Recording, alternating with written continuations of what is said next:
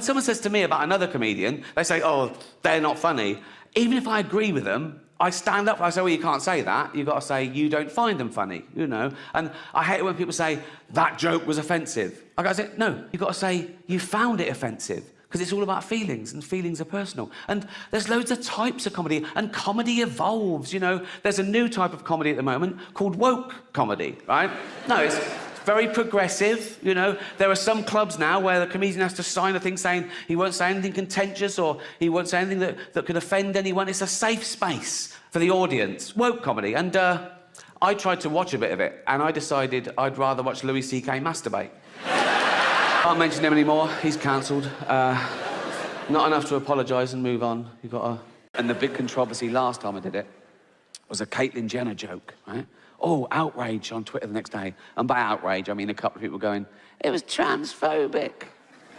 It wasn't transphobic in the slightest. It was a joke about a trans person, but the joke had nothing to do with that aspect of her existence. And that's the other thing about offence. People get offended when they mistake the subject of a joke with the actual target, and they're not necessarily the same. I'll tell you the joke. You make your own minds up. Right. So... it's live, so they go, and now your host for the 68th Annual Golden Globe Awards. Please welcome Ricky Gervais. They come on, and they're all clapping, all the actors are looking up, smiling at me nervously. It's brilliant, right? So I just go, relax. I'm going to be nice tonight. I've changed. Not as much as Bruce Jenner, obviously.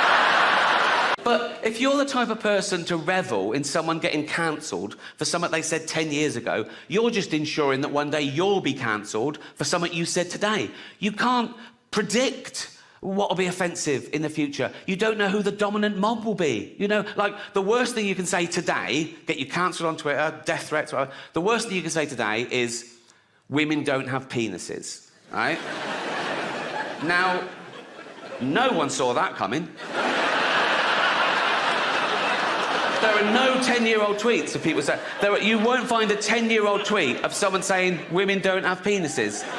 Do you know why? We didn't think we fucking had to.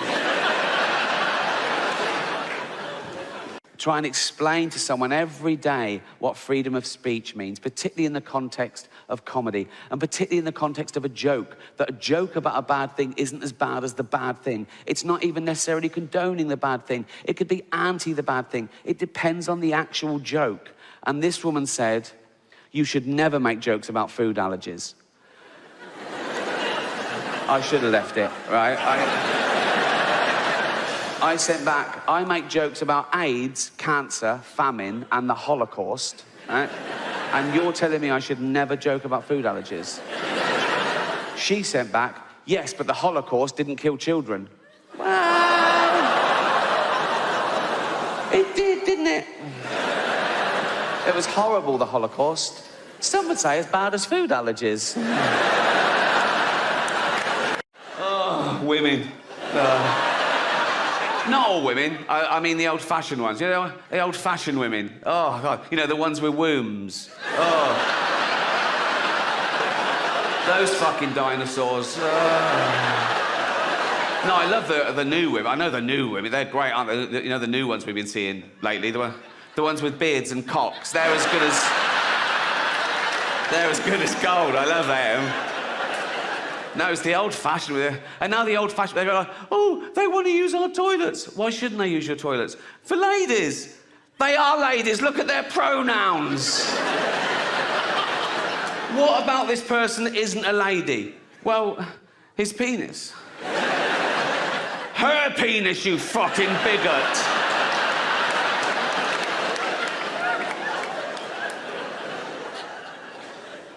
What if he rapes me? What if she rapes you? You fucking turf whore.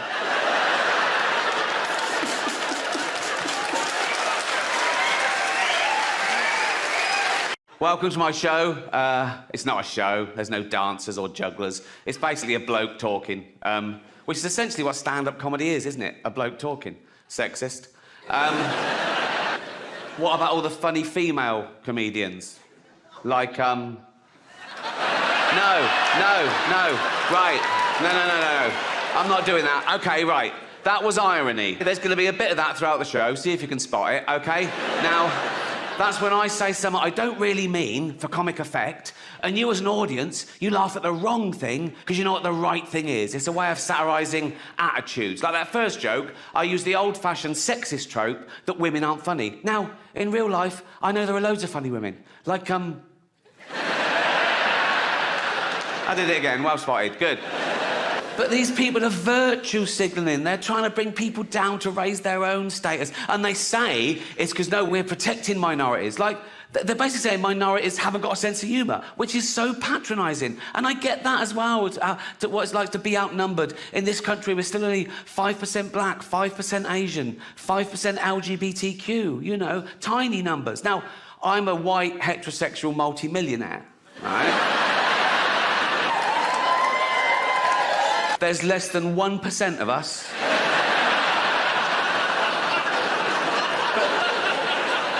Do I whine? No. Do I don't mind. I just get on with it. Come on, Rick. Come on, Rick.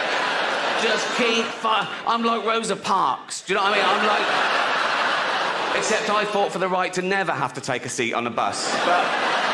on a contentious subject, I feel the tension. Like, oh, is this going to be all right? Are we going to be allowed to laugh? Yeah. And I take them through a scary forest and out the other side, and it's always okay. And they, phew, Yeah. right? And I think that's the important thing, because I've often said that people get offended when they mistake the subject of a joke with the actual target. Yeah. And they're not necessarily the same thing. You can make jokes about any subject. It depends what the joke is. Yeah. There's no rules. You can't joke about this. You can. You should be able to. You just can. Yeah. Okay? And there's nothing sacred. Well, that's really. the point. There's nothing sacred. So Yeah. everything should be subject to ridicule. Yeah. I mean, even just to force you to understand, think about it more. I know. But people then they go, wow, yeah, but you shouldn't hurt people's feelings. Well, you can if their feelings are wrong. Yeah. You know, if you don't like the facts, don't change the facts, change the feelings. Yeah. You know. I did think of adopting for a while, a little third world child, because that would tick all three boxes, wouldn't it? You know, you think of it like, one, I wouldn't be adding to the population problem. I'd be alleviating an existing problem. A young kid born through no fault of his own into abject poverty. He would have died without me. I can literally save his life and give him a great upbringing. Right. Two, he would be grateful, wouldn't he? He'd want to pay me back, wouldn't he?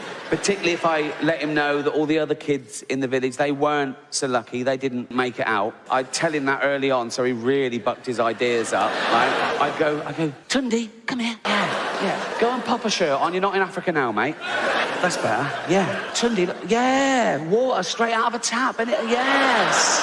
No, it's not free, it's Hampstead. Yeah, of course it's safe. Safe, fresh drinking water. Have as much as you want. Have a bucket full. Straight out of a tap. Fresh drinking water. There you go. Go and clean the car. Go on.